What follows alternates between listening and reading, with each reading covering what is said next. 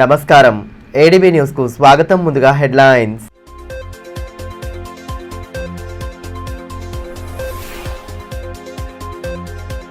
భూభారతితో భూ సమస్యలకు సత్వర పరిష్కారం, రైతులకు వరంగా మారనుందని మంత్రి పొంగులేటి శ్రీనివాసరెడ్డి స్పష్టీకరణ. పూసాయి గ్రామంలో నూతన చట్టంపై అవగాహన సదస్సు.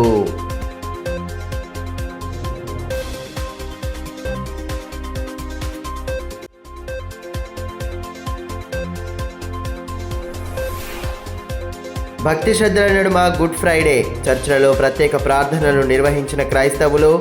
యేసు త్యాగాలను స్తుతిస్తూ పట్టణ వీధుల గుండా సాగిన శిలువ యాత్ర.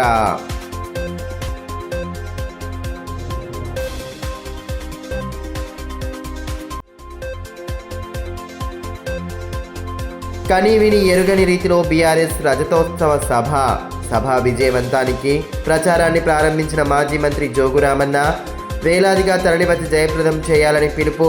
బీఆర్ఎస్తోనే అన్ని వర్గాల సంక్షేమం సాధ్యమని పునరుద్ఘాటన.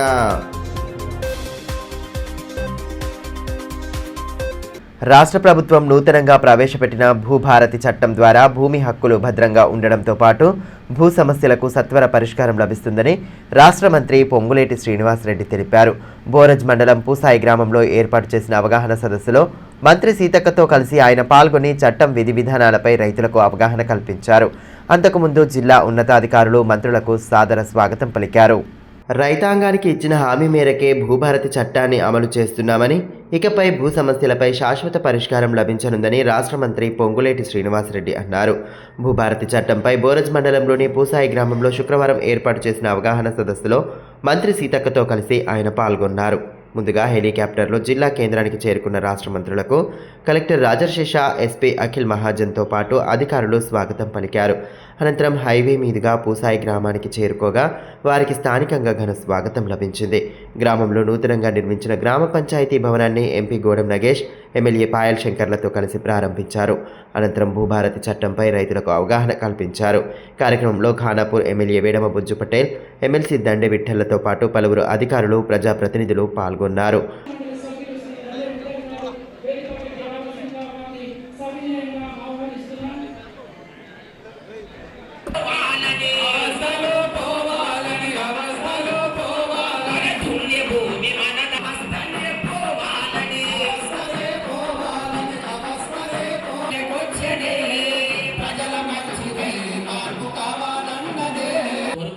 ఈ సందర్భంగా మంత్రి పొంగులేటి శ్రీనివాసరెడ్డి మాట్లాడుతూ గతంలో అమల్లో ఉన్న ధరణి కారణంగా రైతులు తీవ్ర ఇబ్బందులకు గురయ్యారని అన్నారు. వారికి ఇచ్చిన హామీ ప్రకారం 18 రాష్ట్రాల్లో ఉన్న చట్టాలను పరిశీలించి రాష్ట్ర ప్రభుత్వం భూభారతిని ప్రవేశపెట్టిందని, 45 రోజులు మార్పులు చేర్పులకు అవకాశం ఉందని అన్నారు. చట్టానికి 100 రోజుల్లో విధి విధానాలు అమలు చేసుకుందామన్నారు. 4 మండలాల్లో 4 చోట్ల పైలట్ ప్రాజెక్టుగా తీసుకున్నామని, రాష్ట్రంలోని అన్ని మండలాల్లో కలెక్టర్లు రోజుకు 2 మండలాల్లో పర్యటించాలని సూచించారు. ఇకపై భూ వివాదాల గురించి రెవెన్యూ అధికారులు చుట్టూ తిరగాల్సిన అవసరం లేదని స్పష్టం చేశారు. జూన్ 2 నుంచి ఏ ఇబ్బంది లేకుండా భూములకు భద్రత కల్పిస్తామని పేర్కొన్నారు. పార్ట్ బిలో ఉన్న భూములను భూభారతిలో పరిష్కరిస్తామని, ప్రతి మనిషికి ఆధార్ తరహాలో భూమికి భూధార్ ఇస్తామని తెలిపారు.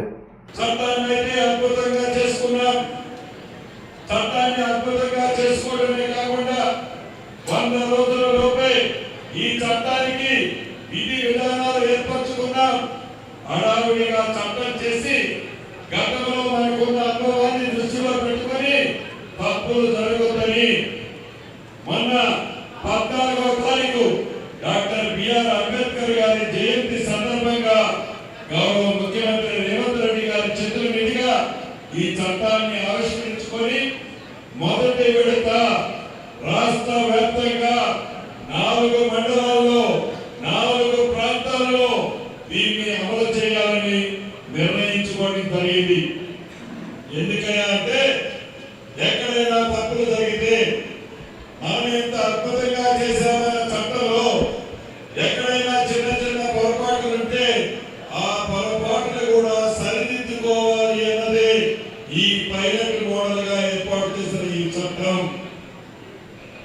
అంతేకాదు ఆ 4 మండలాలే కాకుండా రాష్ట్రంలోని అన్ని మండలాలలో కలెక్టర్లే స్వయంగా రేతుకి 2 మండలాల చొప్పున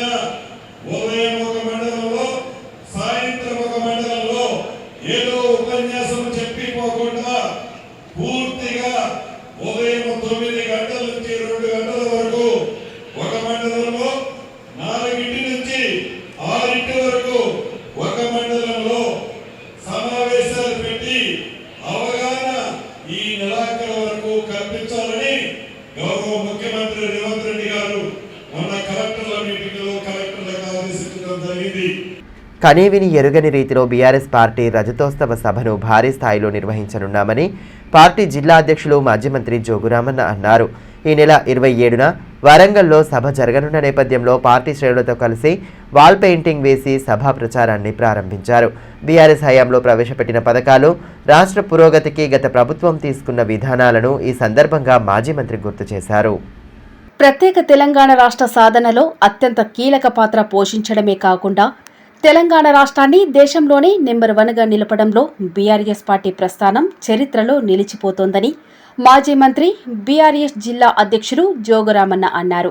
బీఆర్ఎస్ పార్టీ రజతోత్సవ సభ ఈ నెల 27న వరంగల్లో భారీ ఎత్తున నిర్వహించనున్న నేపథ్యంలో పార్టీ శ్రేణులు విస్తృత ప్రచారాన్ని చేపడుతున్నారు. ఈ మేరకు శుక్రవారం పట్టణంలో వాల్ పెయింటింగ్ ద్వారా బీఆర్ఎస్ రజతోత్సవ సభ ప్రచారాన్ని ప్రారంభించారు. జై కేసీఆర్, జై బీఆర్ఎస్ నినాదాలతో నేతలు హోరెత్తించారు. కార్యక్రమంలో ఇజ్జగిరి నారాయణ, అలాల్ అజయ్, పండ్ల శ్రీనివాస్, గండ్రత రమేష్, సంతోష్, నర్సాగౌడ్, ఉగ్గెవిట్టల్, కుమ్రారాజు, అశోక్, వినోద్, రాహుల్ తదితరులు పాల్గొన్నారు.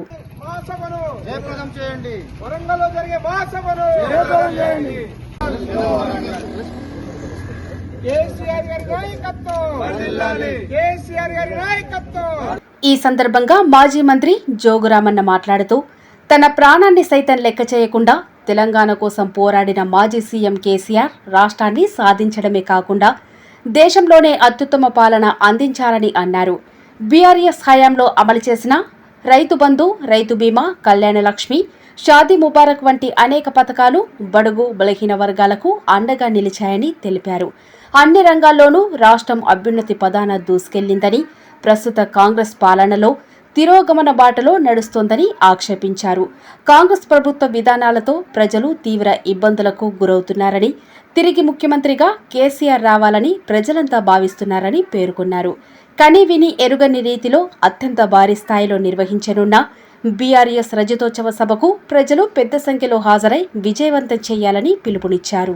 తెలంగాణ వచ్చుడు అనేటటువంటి పరిస్థితికి తీసుకొచ్చి తెలంగాణ ప్రజల యొక్క ఆకాంక్షను నెరవేర్చినటువంటి వ్యక్తి కేసీఆర్ గారు. కాబట్టి ఆ పార్టీ నాయకుడు, వ్యవస్థాపక అధ్యక్షుడు మన కొరకు, మన రాష్ట్రం కొరకు రాష్ట్రం తీసుకొచ్చి 10 సంవత్సరాల్లో ప్రపంచంలోనే, దేశంలోనే దిక్సూచిగా ఏర్పడ్డటువంటి తెలంగాణ. అగో తెలంగాణ, ఇగో తెలంగాణ. తెలంగాణ ఎట్లా జరుగుతుందో చూసిరండి.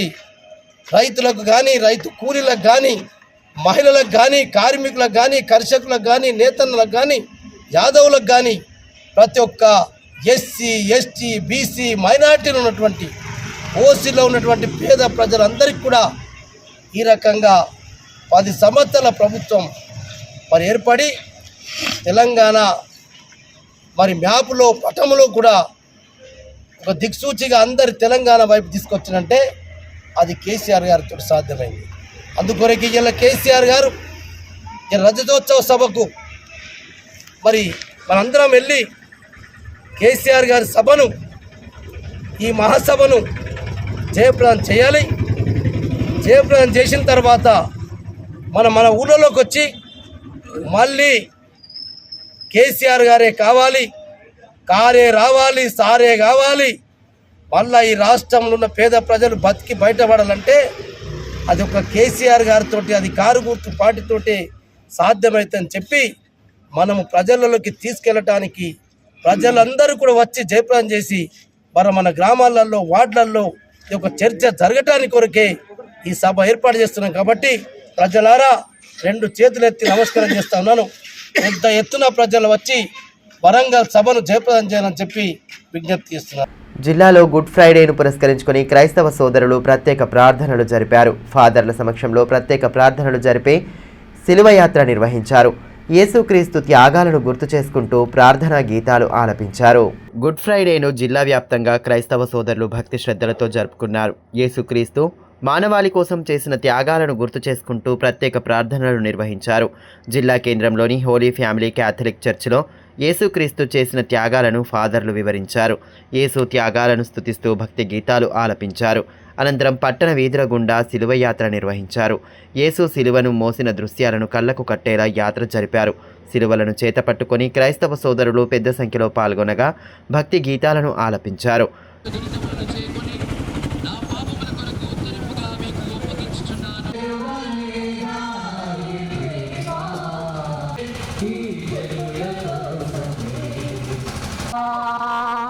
సిలువలో సాగునామయుని దయగల పాత్ర గుడరాలు ఎన్నో పాలుకారు దేహంబు పైన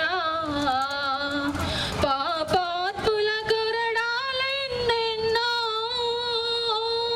నాట్యమాడినాయి నడివీధిన నడిచాయి నాట్య జీసస్ బోధనలలోని మానవీయ తత్వాన్ని ప్రతి ఒక్కరూ అలవర్చుకోవాలని ఈ సందర్భంగా ఫాదర్లు సూచించారు. క్రీస్తు మానవాళికి ఇచ్చిన శాంతి సందేశాన్ని గుడ్ ఫ్రైడే సందర్భంగా అందరూ పునశ్చరణ చేసుకోవాలన్నారు. కరుణామయుడైన క్రీస్తు అనుసరించిన ప్రేమ, దయ, శాంతి, సహనం, త్యాగం వంటి విలువలు శత్రువునైనా ప్రేమించమనే ఆదర్శం సమస్త మానవాళి కొనసాగించాలని సూచించారు.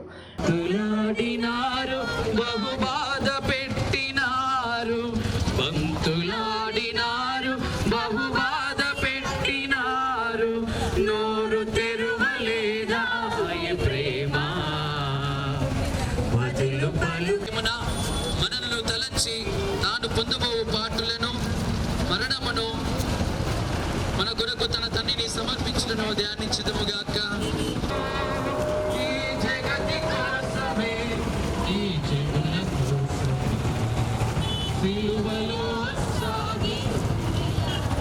రెండవ స్థలము యేసు ప్రభువు శిలువను మోయుట. యేసుక్రీస్తువా మిమ్మల్ని ఆరాధించి మరోవైపు తాంసీ మండల కేంద్రంలోని సెయింట్ థామస్ చర్చిలో గుడ్ ఫ్రైడేను పురస్కరించుకొని చర్చిలో ప్రత్యేక ప్రార్థనలు నిర్వహించారు.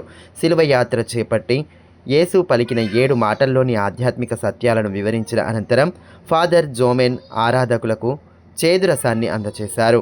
ఈ కార్యక్రమంలో శ్రీకాంత్, వినోద్, ప్రదీప్, సుభాష్లతో పాటు వివిధ గ్రామాల నుండి క్రైస్తవులు హాజరయ్యారు.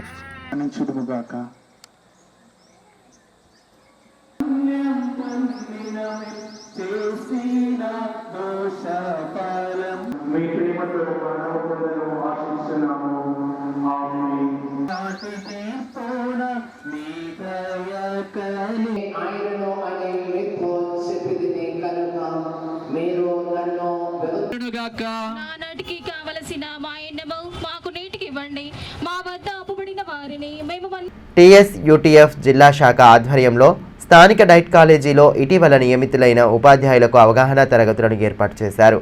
సర్వీస్ రూల్స్, ఉపాధ్యాయుల జాబ్ చార్ట్ తదితర అంశాలపై అతిథులు విస్తృత అవగాహన కల్పించారు. ఉపాధ్యాయులు సమాజాన్ని అధ్యయనం చేస్తూ విద్యారంగం అభివృద్ధికి పాటుపడాలని TSUTF రాష్ట్ర ప్రధాన కార్యదర్శి వెంకట్ అన్నారు. TSUTF జిల్లా శాఖ ఆధ్వర్యంలో స్థానిక డైట్ కాలేజీలో నిర్వహించిన ఉపాధ్యాయుల అవగాహన తరగతులకు ఆయన బోధకుడిగా హాజరై వివిధ అంశాలపై అవగాహన కల్పించారు. ఇటీవల ఉపాధ్యాయులుగా నియమితులైన వారికి సర్వీస్ రూల్స్, ఉపాధ్యాయుల జాబ్ చార్ట్ అంశాలపై తరగతులు నిర్వహించారు. కార్యక్రమంలో TSUTF జిల్లా అధ్యక్షులు కె కిష్టన్న, ఉపాధ్యక్షులు సూర్యకుమార్, ప్రధాన కార్యదర్శి అశోక్, సురేఖ, స్వామి, ఇస్తారి, శివన్న తదితరులు పాల్గొన్నారు.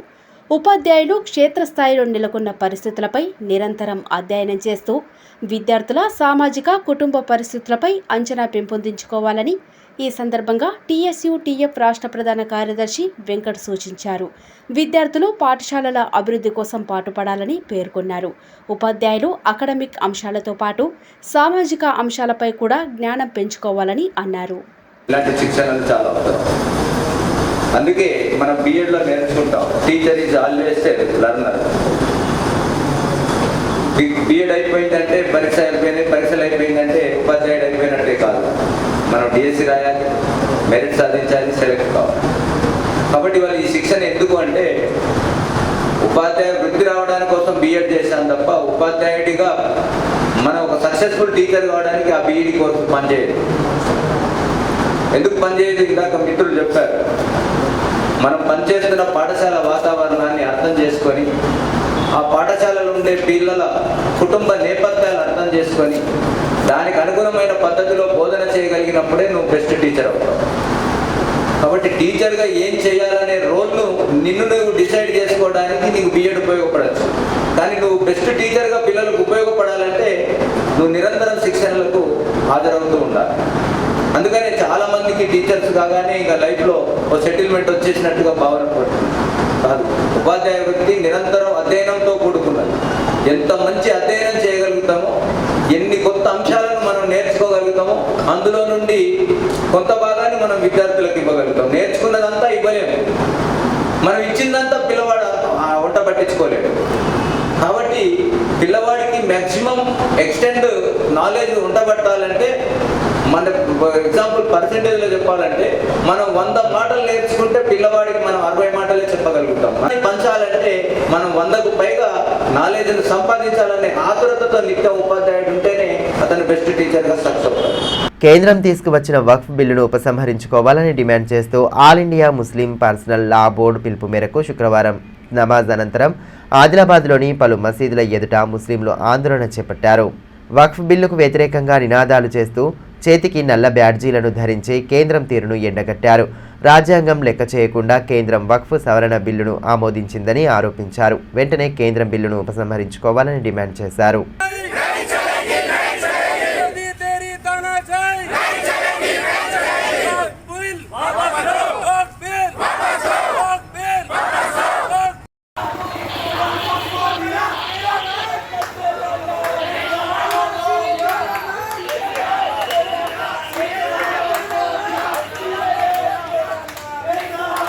महल्ले खुर्शीद नगर मस्जिद नूर की आवाम आज यहाँ पर इसलिए जमा है कि अभी जो हाल ही में वक्फ तरमीम बिल जो पास किया गया है और जिसके ख़िलाफ़ तादाद के एतबार से पास करके मुसलमानों के नाम पर इसको ज़बरदस्ती थोपा गया है। हम हुकूमत से ये मुतालबा करते हैं कि देखो, वक्फ एक इस्लामी जायदाद है और इस पर कोई हक़ नहीं बनता किसी हुकूमत को कि वो किसी की अपनी కాంగ్రెస్ పార్టీ నేతలను కార్యకర్తలను అవమానించే విధంగా సోషల్ మీడియాలో పోస్టు చేసిన వ్యక్తిపై చట్టరీత్యా చర్యలు తీసుకోవాలని ఆ పార్టీ పట్టణ అధ్యక్షులు నగేష్ డిమాండ్ చేశారు. స్థానిక ప్రెస్ క్లబ్లో ఏర్పాటు చేసిన మీడియా సమావేశంలో పలువురు నేతలతో కలిసి ఆయన పాల్గొని సోషల్ మీడియాలో అసభ్యకర రీతిలో పోస్టులు చేసిన వ్యక్తిపై కేసు నమోదు చేయాలని అన్నారు. ఏదైతే బాక్సర్ అనే వాట్సాప్ గ్రూప్లో తను కాంగ్రెస్ కార్యకర్తలకు కాంగ్రెస్ పేరు చెప్పే ఎవరైనా సహాయానికి వస్తే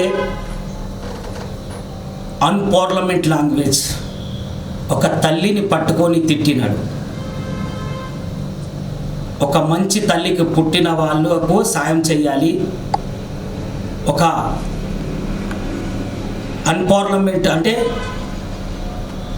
వేశ్య లాంటి కన్నవాళ్ళ కొడుకులకు సహాయం చేయొద్దు.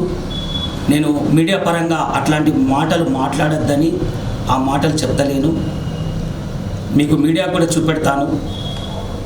అంటే ఈరోజు ఆ బాక్సర్ అనే అతను హాస్పిటల్కి వెళ్తే అంబులెన్స్ అరేంజ్ చేస్తాడు. ఆయన గ్రూప్లో ఎవడైనా కాంగ్రెస్ లానా కొడుకు వస్తే ఆ లానా కొడుకులకు సాయం చేయొద్దని ప్రింట్ మీడియా ద్వారా ఒకటే మేము రిక్వెస్ట్ చేస్తున్నాం. కాంగ్రెస్ కార్యకర్తలందరము ఏదో తూచా మంత్రంగా పోలీస్ అధికారులు ఈరోజు కేసు బుక్ చేశారు. ప్రతి పోలీస్ స్టేషన్ రాష్ట్ర వ్యాప్తంగా, ఆదిలాబాద్ జిల్లా వ్యాప్తంగా నా కొడుకుని కేసులు బుక్ చేయించి, బాబు శైలేష్, నువ్వు ఈ కాంగ్రెస్ పార్టీలో ఎవరున్నారనుకున్నావు? దళితులు ఉన్నారు, హరిజనులు ఉన్నారు, గిరిజనులు ఉన్నారు. మేము పోలీస్ ద్వారా ఒకటే డిమాండ్ చేస్తున్నాం, హరిజనులని గిరిజనులను కూడా ఆ పదం బట్టి అన్నాడు కాబట్టి ఇక్కడ పోలీస్ ఎస్పీ ఆఫీసర్ని మేము డిమాండ్ చేస్తున్నాం, ఆయనపై వెంటనే అట్రాసిటీ కేసేసి సొమోటోగా చట్టరీత్యా నాన్ బెయిలబుల్ కేసులు వేయాలి. వార్తలు ముగించే ముందు హెడ్లైన్స్ మరోసారి.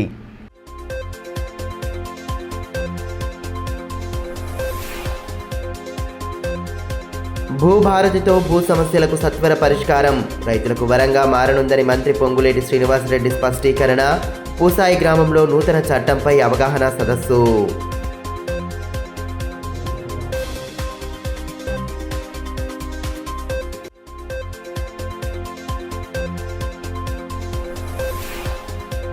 భక్తి శ్రద్ధల నడుమ గుడ్ ఫ్రైడే, చర్చిలలో ప్రత్యేక ప్రార్థనలు నిర్వహించిన క్రైస్తవులు. యేసు త్యాగాలను స్తుతిస్తూ పట్టణ వీధుల గుండా సాగిన శిలువ యాత్ర.